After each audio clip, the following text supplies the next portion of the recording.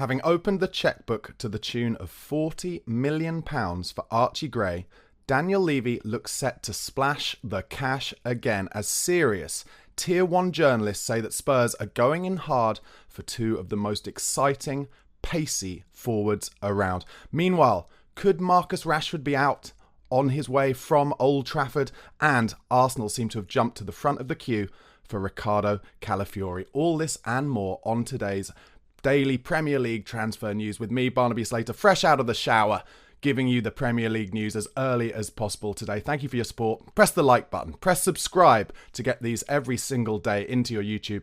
And if you'd like to support me making this daily content for you, only £1 a month, become a Pro or Patreon member. All the details in the description box below. But let's get started as ever.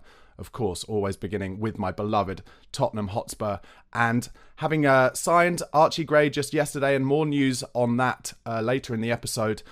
Tottenham are now going full steam ahead for their other targets. Of course, worth remembering, it is now the beginning of a new financial year, and I think that is what Tottenham have been waiting for. They've been waiting to see whether they could get some kind of maybe good steals out of the profit and sustainability rules deadline before the end of June. That didn't come about, and as a result, with July now kicking in and having got Gray over the line, they're looking to push ahead to get their targets in. And first on the list is Desiree Doué of Rennes. He's a player they've been considering internally for a long time. We've talked about him before. He's been on the list for a while. But now, according to Fabrizio Romano, Spurs have been in touch with his agents and made some preliminary inquiries with Rennes. If you haven't seen Doué play, he's exactly the kind of player that we've been talking about that Tottenham need for a while. A kind of game changer, someone who can take a man on, a dribbly winger, if you like. For those of you who listen to the Extra Inch brilliant podcast, Nathan and Windy always talking about how much we need a dribbly winger to change it up. Of course, we've got Brennan Johnson on the right, who once he gets up to speed can beat a man with ease, but he's not kind of off the mark going to beat a man with acceleration. But Doué is exactly that player.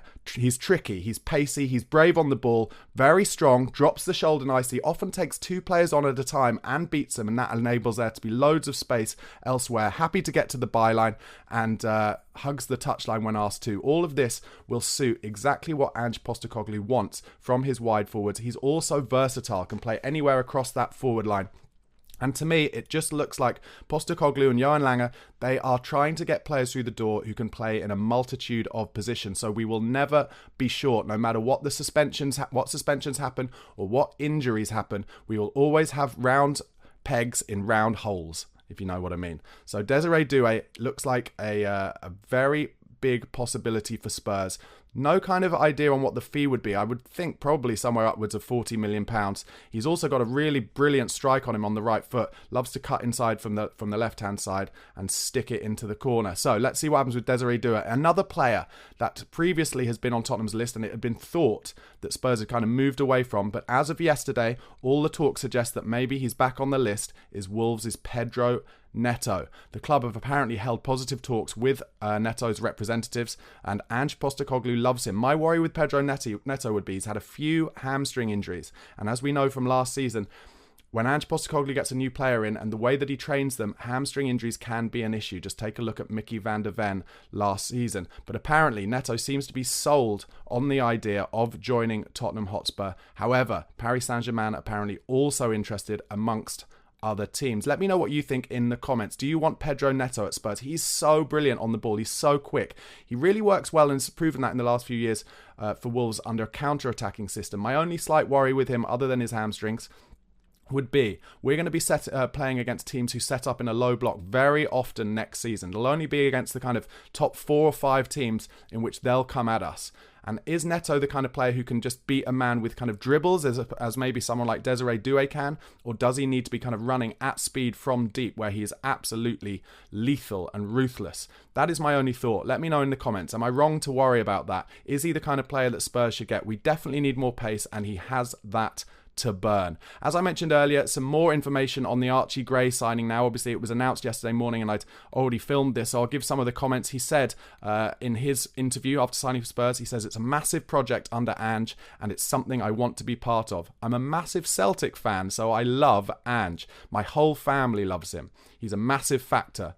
My childhood dream was to win the Champions League, captain England at senior level and win a Ballon d'Or. I'm still really young, So there's a long way to go before any of that happens, but I believe I've got the ability to do it. I'm so grateful to be at this massive club. I'm so excited for this opportunity and can't wait to get started and give my all for Tottenham and play in front of you fans. See you all, Coys. Now, a few things I wanted to pick out there.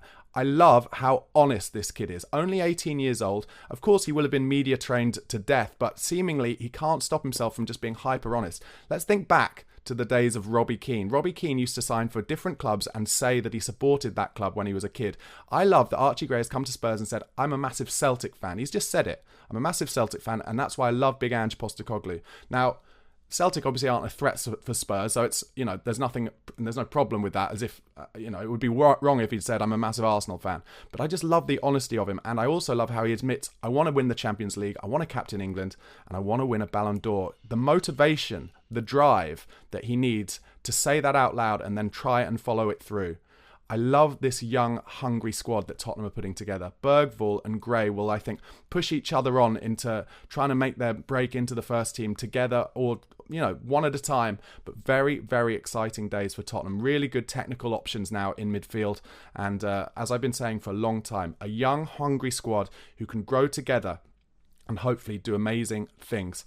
Meanwhile, Leeds United gave their official statement on selling Archie Gray. They said Leeds United can confirm Archie Gray has completed a permanent transfer to Tottenham Hotspur for an undisclosed fee after Spurs met a release clause that was triggered by the club's failure to get promoted at the first attempt. Everyone at Leeds United is heartbroken to see one of our own depart and would like to thank Archie for all his efforts and professionalism. Now, fair play to Leeds United. They've been honest. I actually didn't know that there'd been a release clause, so clearly Johan Lange had been doing his homework, and more about that in a second, actually. And that's how they stepped in so quickly when they heard that Brentford were looking to push the deal through over the weekend. And they clearly really, really rate Archie Gray and are devastated to lose him. You don't see many clubs say heartbroken to see one of our own depart. And from everything that I've seen from Leeds fans online, they are saying that Tottenham Hotspur have got themselves a genuine worldy talent on their hands. So fair play to Leeds, fair play to Archie Gray for his comments too. Very exciting stuff. Let me know in the comments what you think about it. Also some more news coming out. Apparently on Sunday, when Archie Gray had gone down to Brentford, he actually asked Leeds to reject their offer in the end, and they agreed to do so, which opened the door to Spurs. That's according to The Athletic, as is the fact that apparently Johan Lange was in daily contact with Archie Gray's camp for weeks as Spurs pursued the transfer, pushing to get it done. So that shows our head of recruitment, director of football, whatever his official title is, Johan Lange, really kind of giving the personal touch to get the signings that they feel strongly are the right ones through the door. A lot of people in the comments, a lot of Spurs fans saying that they don't know what the recruitment team are up to. They're not getting enough players through the door, etc., etc. But I think this shows a little bit different. Another bit of news, apparently the clubs that were also interested in Archie Gray included, as in the clubs who were scouting him last season, included Liverpool, Borussia Dortmund and Newcastle. They'd all been to Ellen Road to keep an eye on him last season. So yeah, it's a bit of a coup, I think, for Tottenham to get Gray through the door. They were patient. They waited till, someone else had really made all the running, and then they jumped in. And I think that shows good recruitment. For any of you who've played Football Manager down the years, you know that's the way you have to do it. Meanwhile, some more news coming out from The Athletic about Tottenham's recruitment department and how they do their business now. It says the THFC recruitment department now places significant emphasis on using data to identify targets following a revamp in the last 12 months. The club are scouting for young players who are ready to make an instant impact in the first team but have significant room for growth. They believe Archie Gray meets this criteria, and I'd agree with that. I think if you look at Pat Matassar, you look at Destiny Udogie, you look at Lucas Bergvall, you look at Archie Gray, and they're just four off the top of my head. They absolutely, that's exactly what they are. And Udogie, as soon as he came, deemed to be good enough by Ange, straight in. There you go. Pat Matassar, deemed to be good enough by Ange, straight in, despite the fact that Conte had deemed him to be too young. So if Archie Gray and Lucas Bergvall are good enough in training, they will get their chance. And that goes against a lot of what some Spurs fans who are angry that maybe Jamie Donnelly or Alfie Dorrington didn't get enough minutes this season. I think it's as simple as, if they're good enough, they will play. I'm not saying that Dorrington and Donnelly won't be good enough. They're very talented players. Obviously, Mikey Moore as well. Incredible talent. But Ange sees them every day, and he knows when they're ready mentally and physically. And if they are, they will go in. I wanted to do a little bit now for you on, I talked about it yesterday, but how kind of influential Ange Postecoglou is himself when he gets the opportunity to speak to these players on the phone to try and persuade them to come to the club. Based on the signings we've made since Ange Postecoglou came in, here are some of the quotes. And let me know in the comments what you think of this, because doesn't it just show that we have a manager who can really persuade players to come?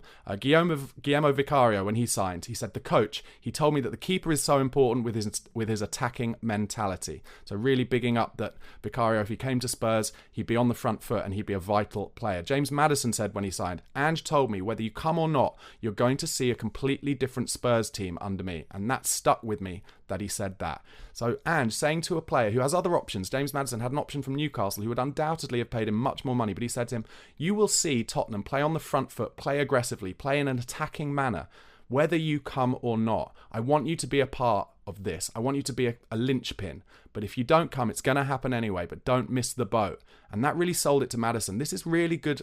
Like it's like psychology. It's amateur psychology, but it's great psychology from Ange Postecoglou. Mickey van der Ven said, "I was at the game yesterday, which was the Shakhtar friendly before he signed, and I saw the way of playing from the new manager Ange, and I really love it. The game was unbelievable, goosebumps everywhere." So that's more about the attacking philosophy and what he saw as opposed to what Ange said, to be fair. Brennan Johnson said, "The manager has come in and everyone has got behind him. From the 2 games I watched, Brentford and Bournemouth, I think the style of play is incredible." Same thing, just players getting attracted by the front-footed nature of the team, the kind of gung-ho, no-holds-barred forward stuff to dare is to do. This is what Tottenham is all about. Timo Werner, "It took a 2-minute phone call with Ange for me to make my decision." That's it. He just got on the phone with him. He explained to him how important he would be to him, how he felt at Leipzig. There wasn't a natural position for him, but at Spurs, there would be a natural position where he plays his best football, left-sided forward, fighting it out with Sonny having gone to the Asian Cup, if you remember, when Werner signed. So that persuaded Timo to come. Lucas Bergvall, "It's my dream, a really good manager with a hungry young team. They play really, really good football and it's really fun to watch. Feels like it's the beginning of an era with a really great coach, Ange. He's a really great man. That's why I chose Tottenham over Barcelona." Says it all, doesn't it? Even Lucas Bergvall at the tender age of 18, really understanding how impressive the manager is. Radu Dragushin said, "I had a couple of talks with the coach. I felt a really good connection with him since we spoke. He told me he really wants me to join, he likes my way of playing, and he's thinking that I'm a perfect fit for this team." And that is why Dragushin, who, by the way, if you saw the Romania game yesterday, was outstanding. Really incredible performance from him. But that is why he chose Tottenham Hotspur over Bayern Munich. And finally, as I said, Archie Gray, I'm not going to lie to you, I'm a massive Celtic fan, so I love him and my whole family loves him. So Ange Postecoglou has just really changed everything from top to bottom at Spurs and made us a club that now players are wanting to come to. When they talk to Ange, when they watch the style of play, they want to come to Spurs, and that's incredibly exciting. On to some more transfer rumours to do with Spurs. The Conor Gallagher interest is still there, despite us signing Archie Gray. Midfielder, this according to the Telegraph, midfielder also has interest from Aston Villa, but sources suggest he's not desperate to move to the Midlands. I don't think Conor Gallagher is going to come in this summer now. And actually, I've been slightly disappointed with what I saw from him at the Euros when he's come on as sub and also when he started that game and only got 45 minutes. Borussia Dortmund are going to make a move for Pierre-Emile Højbjerg, apparently, if they fail in their attempts to sign Germany midfielder Pascal Gross from Brighton. That is according to Sky in Germany. And finally, in terms of Tottenham news, the club have offered Dele Alli the opportunity to train with us over pre-season. Apparently Everton have done the same, and Dele has some options. Dele Alli was one of my absolute favourite players when he joined Spurs at 2015. First thing he did in the Audi Cup, nutmeg Luka Modric. He was just an absolute baller and I loved him. It's been so difficult to watch how it's dropped off. I really feel for him and I would love Spurs to let him train at pre-season for us and see what he can do. He's been doing, I'm sure if you follow his social media, he's been doing a lot of work on his own. I think at like training camps, one in Barnet, maybe earlier in the summer in Dubai. He looks fit, he looks ready. And if a club can give him an opportunity and he has the motivation, then there's no reason why he can't get back to somewhere near his best before. The key with Dele Alli, I think, is he is a natural kind of free man. You can't expect him to play much in structure. And it was Pochettinos who really nailed it for him, kind of giving him a slightly left-sided number 10 role alongside another number 10 in Christian Eriksen. And they really dovetailed perfectly. But whoever Dele Alli goes to, he needs to be given that kind of free role. Because actually with Dele, the easy stuff he struggles with, like little control here and there and 5-yard passes. But when it comes to him, it's fired at him and it has to be instinctive. And it's almost like his street skills are put to the test. There is nobody better than him. Okay, just to finish with some other transfer rumours from across the Premier League and wider afield. Matthias de Ligt has given the green light to Manchester United to move there. Contacts are now happening between him and his camp. Personal terms are not an issue, as Man United is a priority for the player. That's according to Fabrizio Romano. Really surprises me, this one, because Sir Jim Radcliffe, when he signed, when Ineos kind of took 25% of Man United, he said, we're not going to be signing Galacticos anymore. And I think De Ligt is kind of a Galactico. I mean, he's fallen out of favour at Bayern Munich, but he's certainly one of the most famous and well-known and well-respected centre-halves in the world. And clearly United are thinking of him to replace Rafa Varane, but I thought they would go a bit younger and a bit hungrier, but they are, again, going for someone who's going to take a lot of wages, and let's see what happens. Also, United apparently advancing on deals for Ugarte and Josh Zirkzee. They've not ruled out the possibility of allowing Marcus Rashford to leave this summer. I mentioned that at the top of the episode. Marcus Rashford is in a really difficult place, had a terrible season last season. He did, though, have a good season under Ten Hag the year before, so you don't know what's happening. I know it's easy as fans to kind of jump on the back of players, and especially for the kind of trolls around on Twitter to just abuse players if they have a bad season, bad games even. But we don't know what's going on in these players' personal lives. We really don't. So I really wonder what's happened to Marcus Rashford, but I really like him as a player. I think England are missing his direct running and pace in the Euros. I think we're missing having him running off Harry Kane, allowing Harry Kane to drop a bit deeper and put someone in behind. But unfortunately, his poor season last season is why that is. And it'd be interesting to see what happens this summer. If he were to leave Man United, maybe Paris Saint-Germain is the only place I could really see him going. Another player that is that United are open to offers for is Harry Maguire, with clubs in Italy apparently interested in him. He's 31 years old now. Obviously, West Ham tried to get him very hard. David Moyes tried to get him very hard last summer. That didn't happen.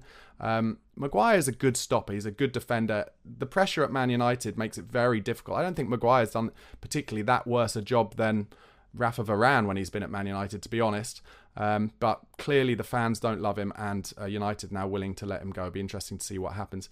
As I mentioned at the top, Arsenal remain interested, as do Chelsea, in Ricardo Calafiori. Spurs have also been interested in him, and yesterday I reported from something I'd seen that Spurs would supposedly front of the queue, but now Arsenal have jumped ahead, apparently. Both clubs exploring conditions of the deal, that's Arsenal and Chelsea, but it will be expensive as Basel will get almost 50% of the fee.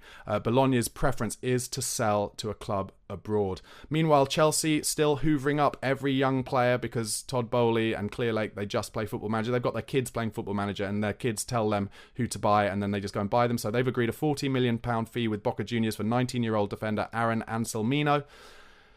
What could possibly go wrong, Chelsea? What could possibly go wrong? Just keep spending the billions and finding loopholes to get your way out of it. Sell your hotel to yourself, sell your car park to yourself, sell your training ground to yourself, and see what happens. Newcastle are interested in Anthony Elanga from Nottingham Forest. West Ham have put together a €35 million bid for Jean-Claire Todibo from Nice, a player that Spurs were previously interested in as well. That has initially been rejected according to L'Equipe in France, but shows again that under Julian Lopetegui, they're going for kind of a better class of player. And be interesting to see how West Ham do this season. PSG, Paris Saint-Germain, are interested in Leeds' flying winger Crescencio Somerville and have contacted the player's agents. That'll be an interesting one. There are some Premier League clubs in for him. Spurs have been linked with him as well. And finally today, Burnley look like they're going to get their manager situation sorted finally. They have gone for Scott Parker as new manager, apparently. That will be coming through soon. Okay, guys, thank you so much for watching and listening. Please do press the like button if you liked what you saw, and subscribe to the channel. All you subscribers, so appreciated. Also, just £1 a month really helps me to make this content for you. Please become a Pro member or a Patreon member. All the details in the description box below. And you can listen to this as an audio podcast if you're out on your run or you're driving. Just go to Spotify or Apple Podcasts, wherever you get your podcast. Type in the Spurred On Podcast, and I, Barnaby Slater, will be within your ears, in your headphones. Thank you so much for watching. Have a great rest of your day. Goodbye.